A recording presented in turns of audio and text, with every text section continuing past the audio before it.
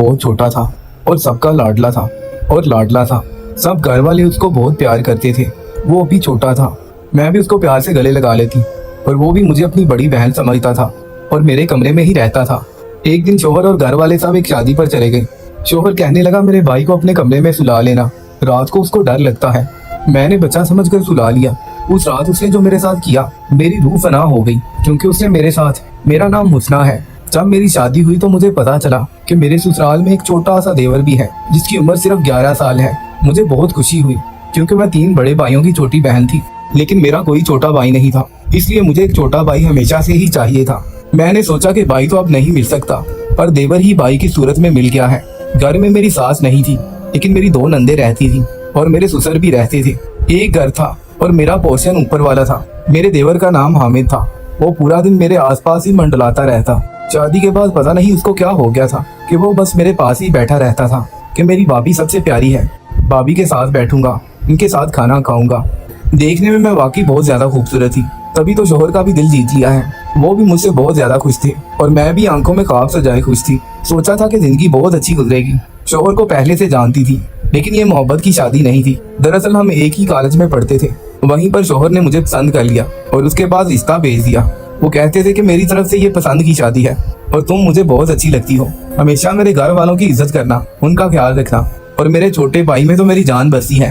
मैं सारी जिंदगी बाहर के मुल्क में रहा हूँ, अपने घर वालों के साथ ज्यादा वक्त नहीं गुजरा है। जब मैं वापस आया तो छोटा हामिद 7 साल का हो चुका था। इसके बाद तो मैं वापस आया हूँ। 7 साल के बाद मैंने उसको देखा है। वहाँ पर बुरी तरह फंस गया था, इसीलिए फैमिली के साथ रहना चाहता हूँ। सारी जिंदगी उनसे दूर दूर ही रहा हूँ, पहले पढ़ाई के सिलसिले में तो फिर नौकरी के सिलसिले में। बस अब खानदान के साथ रहना चाहता हूँ। तुम भी मेरी फैमिली हो और ये सब भी, इसीलिए इनसे कोई झगड़ा ना करना। मैं तो अपना घर बसाने आई थी और दिल में ये ख्वाहिश थी कि सबके साथ अच्छे तरीके से रहूं। मैं कोई खाने की चीज बनाती तो सबसे पहले हामिद को देती थी। वो भी बहुत खुश होता था। कभी कभी मेरे लिए बाहर से कोई चीज भी ले आता था। इतना प्यार आता था मुझे उस पर कि कभी उसे गले भी लगा लेती थी और पेशानी पर बोसा भी देती थी। हम लोग जब कभी घर से कहीं बाहर जाते तो वो बहुत बेचैन हो जाता था। एक दफा मैं मेके रहने के लिए गई। मेरा मेका दूर नहीं था, इसलिए 2-3 दिन रहने के बाद वापस आ गई। वापस आई तो हामिद रोता हुआ मेरे गले लग गया। कहने लगा कि आपकी बहुत याद आई है। सब लोग कहते थे कि कितना प्यार करता है तुमसे, लेकिन वो स्कूल नहीं जाया करता था। सब लोग कहते थे कि ये स्कूल नहीं जाता है, ये बड़ी बुरी आदत है, स्कूल जाना चाहिए। वो कहता था कि मेरा पढ़ाई में दिल नहीं लगता, लेकिन मेरा शोहर कहता था कि बना बनाया कारोबार है, इसको कारोबार समझा देंगे, अपना काम करेगा। पढ़ाई तो उन्होंने करनी होती है जिन्होंने नौकरी करनी होती है, इसको क्या जरूरत है। मैंने इतनी मेहनत इसीलिए की है कि कम से कम मेरा भाई तो बैठकर खा सके। इसीलिए वो सबका लाडला भी था और खासा बिगड़ा हुआ भी था। कभी कभी तो अपनी बड़ी बहनों के साथ बदतमीजी भी कर देता था, लेकिन मेरे साथ हमेशा इज्जत से पेश आता था। एक दफा मेरी नंद के साथ थोड़ी सी बहस हो गई तो उसने अपनी बहन को ही बातें सुनाई। उसने कहा कि बातें तो आप ऐसे कर रही हो कि खाने में नमक ज्यादा कर दिया है, जैसा तुम बड़ा अच्छा बनाती हो। अभी भाभी के आने से पहले जो तुमने बिरयानी में रंग भरे थे और सारे खानदान वालों का पेट खराब हो गया था, वो भी सबको याद है। 1000 रुपए की बिरयानी के लिए 5000 का खर्च हो गया था। मैं जेरे लब हंसी और मेरी नंद ने उसे डांटना शुरू कर दिया कि कितना बदतमीज हो गया है ये। वो इसी तरह मेरा साथ देता था पर एक तरह से हमारी टीम सी बन गई थी। वो कहता था कि मैं तो आपकी ही तरफ हूँ, हमेशा आपका साथ दूंगा, आप बहुत अच्छी हैं, आपने किसी से डरना नहीं है। अगर भाई भी कभी आपसे बदगुमान हो गया, मैं फिर भी आपके साथ खड़ा रहूंगा। मुझे उस पर बहुत प्यार आता था। वो अच्छा बच्चा था। हामिद को मैंने समझाया कि तुम स्कूल जाया करो। उसने कहा आपकी सारी बातें मानूंगा, आपके लिए जान भी दे दूंगा, लेकिन स्कूल नहीं भेजे मुझे। आप मुझे बहुत अच्छी लगती हैं, मेरी सबसे अच्छी भाभी हैं। मैं हमेशा आपकी हर बात मानूंगा, लेकिन मुझे ये सारी बातें मत कहें। आप बताएं आपने क्या खाना है, मैं आपके लिए लेकर आता हूँ। आप समझे कि मैं आपका गुलाम हूँ, स्कूल नहीं जाऊंगा। मैंने कहा ठीक है, जैसे तुम्हारी मर्जी। लेकिन एक पढ़ा लिखा इंसान जब कारोबार करता है तो उसका स्टाइल और होता है, और एक अनपढ़ इंसान का जब कारोबार करता है तो वो कारोबार पढ़े लिखे इंसान की तरह नहीं करता। बस इतना याद रखना। एक दिन ऐसा हुआ कि मेरा शोहर घर पर नहीं था और हमारे घर में मेरे शोहर का एक कजन आ गया। जब उसने मुझे सलाम किया तो उसने मेरा हाथ पकड़ने की कोशिश की। मैंने अपना हाथ पीछे खींच लिया और इस बात को नजरअंदाज कर दिया। हामिद ने ये बात नोट कर ली। मैं किचन में चाय पकाने गई तो उसने मुझे आकर कहा कि उसने आपके साथ बदतमीजी की है। आपने उसको कुछ कहा नहीं। मैंने कहा कि कोई बात नहीं, इस तरह घर में लड़ाई बन जाएगी।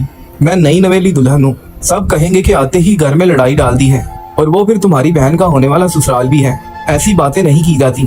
तो मुझे उसने कहा कि वो आपका हाथ पकड़े और आप चुप कर जाएं, क्योंकि वो मेरी बहन का ससुराल है। ये क्या बात हुई? ये हरकत आपको किसने सिखाई है? कोई आपको छेड़ेगा तो आप उसे छेड़ने देंगी? मैं छोटे हामिद की बातें सुनकर हैरान थी कि किस तरह बड़े मर्दों की तरह गैरत खा रहा था और मुझे भी समझा रहा था। बात तो उसकी ठीक थी, लेकिन बहन बेटी का मामला था और मेरे लिए मेरा ससुराल का मामला था। ये भी तो हो सकता था कि उसने गलती से मेरा हाथ पकड़ लिया है, जबकि मैं अच्छी तरह समझती थी कि गलती नहीं हुई थी। वो शख्स मुझे अजीब नजरों से देख रहा था। मैंने हामिद को कहा कि छोड़ो, पहली गलती समझकर माफ कर देना चाहिए, लेकिन हामिद ने तो उससे बदला लिया। उसने उसकी चाय में लाल मिर्च डाल दी, वो भी इतनी ज्यादा कि सिर्फ एक घूंट पीते ही उसकी हालत गैर हो गई। उसका सांस बंद हो गया, आंखें बाहर आ गईं। अच्छा भला तमाशा बन गया। मेहमानों के जाने के बाद मेरी नंद ने हामिद को बहुत मारा, इतना मारा कि वो बच्चा रोता हुआ छत पर चला गया और कुछ घंटे तक वहीं बैठा रहा। खाना भी नहीं खा रहा था। मैं छत पर गई उसे मनाने के लिए। जब मैं उसको तसल्ली दे रही थी तो वो रोते रोते मेरे गले लग गया और मुझे अचानक से कुछ अजीब सा महसूस हुआ। मैं फौरन उससे दूर हो गई। उसने कहा, क्या हुआ भाभी? मैंने कहा, नहीं कुछ नहीं हुआ, तुम चलो मेरे साथ नीचे। और लुबना बता रही थी कि तुमने खाना भी नहीं खा रहे हो। खाना क्यों नहीं खा रहे हो? आ जाओ नीचे, भाई भी तुम्हारा आने वाला है और फिर इस तरह भाई को सारी बात पता चल जाएगी और हो सकता है वो भी तुम पर गुस्सा करे। मैंने हामिद को समझाया और उसको नीचे ले आई। वो अक्सर खाना भी हमारे साथ ही खाया करता था, मेरे लिए कोई चीज भी ले आता था। एक दफा उसकी बहन ने उसे कोई चीज मंगवानी थी तो कहने लगा, बहुत गर्मी है, मैं नहीं जाऊंगा। तो मेरी नंद ने कहा कि अभी 5 मिनट पहले भाभी के लिए गए थे। भाभी के लिए गए हुए थे चीज लेने। वो तुम्हारी लाडली है, हम तुम्हारी सगी बहनें हैं, हमारे लिए नहीं जाओगे तो और किसके लिए गर्मी में जा सकते हो? तो हामिद ने कहा कि उनके लिए तो मैं कहीं भी जा सकता हूँ, तुम लोगों के लिए तो मैं गली की नुक्कड़ तक भी नहीं जाऊँ। उसकी बहनें तो और ही ज्यादा चिढ़ गई और मैं भी हैरान हो गई कि कैसे मेरे लिए अपनी बहनों से लड़ाई कर रहा है। कल को वो कहेंगी कि इसी ने इसको कोई पट्टी पढ़ाई है। मैंने उसको समझाया लेकिन वो कोई बात नहीं समझता था, वो बहुत ज्यादा जिद्दी था। एक दिन मेरे ससुर और शोहर को रात के लिए घर से कहीं जा रहा था। मेरे शोहर ने कहा कि हामिद उसको अपने कमरे में सुला लेना, वो अकेला सोने से डरता है। हम शादी में जा रहे हैं, देर से आएंगे। पहले तो वो बाबा के कमरे में ही सोता था, लेकिन अब वो भी मेरे साथ जा रहे हैं और बहनें उसे अपने पास सुलाएंगी नहीं, उसकी उनके साथ बनती नहीं है, इसलिए तुम उसे अपने कमरे में सुला लेना, तुम्हें भी अकेले में डर नहीं लगेगा। मैंने कहा ठीक है। जब रात हुई तो मैंने उसको कहा कि आ जाओ, कमरे में सोने का वक्त हो गया है। हामिद मेरे कमरे में आकर सो गया। शादीशुदा थी, अभी अभी कमरा सेट कर रहे थे। मेरे कमरे में सिर्फ 2 ही सोफे थे जिन पर कोई सो ही नहीं सकता था। जाहिर है उसने बेड पर ही सोना था। मैंने भी उसे बच्चा समझकर शोहर की जगह पर सुला दिया और खुद भी करवट लेकर सो गई। लेकिन थोड़ी देर के बाद उसका हाथ अपने हाथ पर महसूस किया और कहा कि ये क्या कर रहे हो? तो उसने कहा कि कुछ नहीं कर रहा हूँ, आप मुझे अच्छी लगती हैं। और अचानक से ही वो पटरी से उतर गया, बुरी और फजूल बातें करने लगा। मैं सुनकर हैरान रह गई। उसने ऐसी ऐसी बातें करना शुरू कर दिया कि मैं शर्म से पानी पानी हो गई। मैंने कहा कि किस किस्म की बातें कर रहे हो, क्या हो गया है तुम्हें, कहाँ से सुनी है तुमने ये सारी बातें? कहने लगा कि बहुत जगह से सुनी है और आपके लिए ही बचा कर रखी है। वो तो मुझसे ऐसे बात कर रहा था जैसे वो कोई बच्चा नहीं बल्कि जवान मर्द है। और फिर उसने मेरी इज्जत पर हमला कर दिया। उसने कहा कि मैं कोई 11 साल का छोटा बच्चा नहीं हूँ, मेरी उम्र 15 साल है। भाई तो बाहर के मुल्क होता था, उसे क्या पता कि मेरी उम्र क्या है। ये तो मेरा कद नहीं बढ़ रहा, मेरे अंदर बच्चों वाला कुछ भी नहीं है। मुझे बच्चा समझकर माँ बनने की कोशिश मत करो, तुम मुझे अच्छी लगती हो। तुम्हें क्या लगता है तुम्हारे लिए ये सब कुछ क्यों कर रहा था? तुम्हारे लिए अपनी बहनों से लड़ाई कर रहा था, तुम्हारे लिए धूप में अपना मुंह जलाने के लिए निकल जाता था क्योंकि तुम मुझे अच्छी लगती थी। मैंने कहा तुमसे ये उम्मीद नहीं थी, मैंने तुम्हें अपना छोटा भाई समझा और तुम तो भाई क्या इंसान कहलाने के भी काबिल नहीं हो। मैं सारे घर वालों को बता दूंगी। उसने कहा कि हाँ बता दो सारे घर वालों को, कोई भी तुम पर यकीन नहीं करेगा क्योंकि मैं कहूंगा कि तुम्ही ने मुझे वर्गलाने की कोशिश की थी। मैं हैरानों परेशान रह गई। उसने गुलदान उठाकर मेरे सर पर दे मारा और मैं नींद बेहोश हो गई। सुबह उठी तो मेरे से मेरी सबसे कीमती चीज छीन ली गई थी और मुझे पता भी नहीं था कि अब मैं क्या करूंगी। मेरा शोहर और ससुराल वाले वापिस आ गए। जब अपनी बेगुनाही का जोर डालने की कोशिश की तो इससे पहले ही मेरे देवर ने घर वालों को सब कुछ बता दिया था कि उसने मेरे साथ ये सब करने की कोशिश की है। मेरा शोहर मुझसे बदगुमान हो चुका था, सब मुझ पर बुरी बुरी बातें कर रहे थे और नंदों की जुबान तो रुक ही नहीं रही थी। जब मैंने अपने शोहर से कहा कि इसने ये सब कुछ किया है, उस दिन भी इसने मुझे गले लगाया था, तो ये मुझे ऐसे गले लगा रहा था कि जैसे आप मुझे गले लगाते हैं। मेरे शोहर मेरे मुंह पर थप्पड़ दे मारा और कहा कि एक तो किसी के साथ मुंह काला किया है मेरी गैर मौजूदगी में और अब मेरे भाई पर इल्जाम लगा रही हो। अरे तुम जैसी लड़कियां एक मर्द के सहारे नहीं रह सकती। खूबसूरत होना, अपनी खूबसूरती पर बड़ा गुरूर होता है। जब आईना देखती हैं तो सोचती हैं कि एक मर्द के सहारे कैसे रहेंगी। ये खूबसूरती तो बाकी मर्दों में भी बांट देनी चाहिए, और भी चाहने वाले मिल जाएंगे। और तुम्हें जब कोई और नहीं मिला तो तुमने मेरे छोटे भाई को इस्तेमाल किया। इस बेचारे के दिमाग पर क्या असर पड़ा होगा? इन बातों का तो उसे पता भी नहीं था। तुमने उसे वक्त से पहले जवान कर दिया, उसकी जिंदगी बर्बाद कर दी। तुम जैसी औरत को पता नहीं मैंने कैसे अपने निकाह में ले लिया। तुम्हें तो बाजार में बिठा देना चाहिए। निकल जाओ मेरे घर से। मेरे शोहर ने बहुत बड़ी बड़ी बातें कर दी। मैं उसके कदमों में बैठी थी, लेकिन इसके बाद उसके कदमों से उठ गई, क्योंकि उसने हर हद पार कर दी थी। बिना समझे, बिना जाने, बिना किसी सफाई के उसने वही बात मान ली जो मेरे देवर ने कही, और मुझे मेरे शोहर ने घर से निकाल दिया। मैं अपने अब्बू के घर चली गई। माँ बाप बेटी वाले थे, वो क्या कर सकते थे। उनकी और 5 बेटियां थी। घर में रहने लगी। शोहर छोड़कर गया तो वापस ही ना आया, यहाँ तक कि बात करने के लिए भी नहीं। मेरे पापा ने कहा कि बात तो करो, बैठकर इस मसले का हल निकालते हैं। तो शोहर ने कहा कि आप अपनी बेटी को अपने पास ही रखें। कुछ दिन के बाद मुझे पता चल गया कि मैं हामला हूँ, लेकिन मुझे ये पता नहीं था कि ये बच्चा मेरे देवर का है या मेरे शोहर का। मेरी जिंदगी बर्बाद हो गई थी। मैं कहीं की भी नहीं रही थी।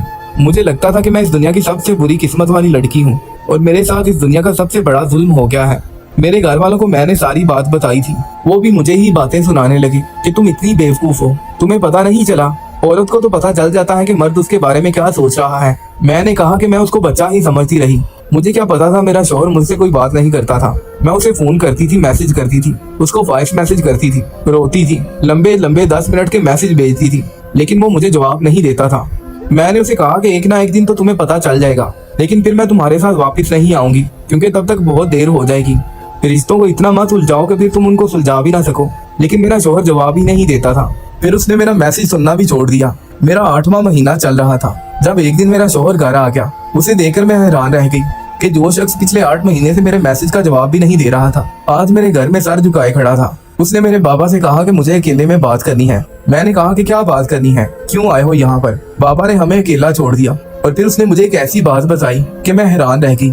उसने कहा कि तुम्हारे जाने के बाद हमारे घर में बहुत अजाब आए हैं। कहते हैं कि जिस घर में किसी मजलूम के आंसू बहे, किसी मजलूम पर तोहमत लगाई हो, तो फिर वो घर बर्बाद हो जाता है। मेरी बहन को तलाक हो गई है।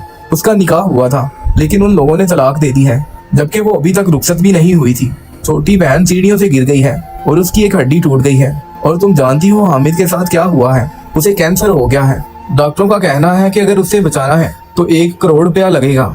तुम्हें पता है कि हमारे पास इतने पैसे नहीं है, और उसके पास शायद 1 साल से ज्यादा का वक्त भी नहीं है। उसने सब कुछ बता दिया है कि वो तुम पर नजर रखता था, और उसने तुम्हारे साथ ज्यादती की है। मुझे माफ कर दो, मैंने तुम पर भरोसा नहीं किया, तुम्हें बहुत बुरा भला कहा। अपने भाई की मोहब्बत में अंधा हो गया था। समझता था कि वो तो बच्चा है, लेकिन आजकल कोई बच्चा नहीं होता है। मुझे माफ कर दो। वो चारपाई पर पड़ गया है, छोटा सा बच्चा है, दिन रात रोता रहता है, कहता है कि मेरी जिंदगी बर्बाद हो गई क्योंकि मैंने किसी की जिंदगी बर्बाद की है। मैंने अपने शौहर से कहा कि मैं तो वही हूँ जिसको तुम बाजार में बैठाना चाहते थे। आज अपने घर वापस ले जाने के लिए आ गए हो। मेरे शौहर की आंखों में आंसू थे। उसने कहा मुझे माफ कर दो, मुझसे गलती हो गई। मैंने कहा अल्लाह भी कहता है कि कोई फैसला करने से पहले तहकीक कर लो। कम से कम तुम पूछ तो लेते मुझसे। तुमने मुझे सफाई पेश करने का मौका भी नहीं दिया, और जब मैंने तुम्हें फोन पर बताया था कि मैं माँ बनने वाली हूँ, तो क्या कहा था तुमने कि ये मेरा बच्चा नहीं है, इसको गिरा दो। अब इस बच्चे समेत मैं तुम्हें कबूल कैसे हो सकती हूँ। मुझे तलाकनामा भेज देना इस बच्चे की पैदाइश के बाद, नहीं तो मुझे तुम पर खुला का केस करना पड़ेगा। मैंने कहा और वहाँ से चली गई। मेरा शौहर मुझे पुकारता रह गया, लेकिन मैंने पलट कर नहीं देखा। कितने जख्म लगाए थे उसने मेरे दिल पर जब भरोसा ही ना करे कोई आप पर, तो फिर पीछे क्या रह जाता है। मैं अपने कमरे में आ गई और दरवाजा बंद कर दिया। वो मेरे बाबा के साथ कोई बात करता रहा। इसके बाद 3-4 दफा घर आया। मैंने बाबा को कह दिया कि मैं उसके साथ नहीं जाऊंगी, और ये मेरा आखिरी फैसला है। आप लोगों पर बोझ नहीं बनूंगी, और अपनी औलाद के लिए खुद ही कुछ कर लूंगी। बाबा ने कहा कि ऐसी बात क्यों करती हो तुम, हम क्या मर गए हैं, जैसा तुम कहोगी वैसा ही होगा। अल्लाह ने मुझे एक प्यारी सी बेटी दी। वैसे तो मेरा भी इस मुआशरे में बहुत ही बुरा हाल हुआ था, लेकिन मैं अपनी बेटी को बहादुर बनाऊंगी, यही सोचकर उसे दिल से लगा लिया। बेटी की पैदाइश के बाद शौहर पर खुला का केस कर दिया और उससे तलाक लेकर अपने घर में रहने लगी। घर में ट्यूशन पढ़ाती थी, फिर आहिस्ता आहिस्ता और काम भी करने लगी। फिर जब बच्ची बड़ी हो गई तो एक ऑफिस में जॉब कर ली। अब अपनी बेटी के साथ रहती हूँ, उसका ख्याल करती हूँ। मेरा देवर अभी भी इस दुनिया में है। वो लोग तो कहते थे कि उसे कैंसर है, लेकिन शायद उसे कोई और ही बीमारी थी, और मुझे अब उन लोगों से कोई लेना देना नहीं है। मैं अपनी जिंदगी गुजार रही हूँ।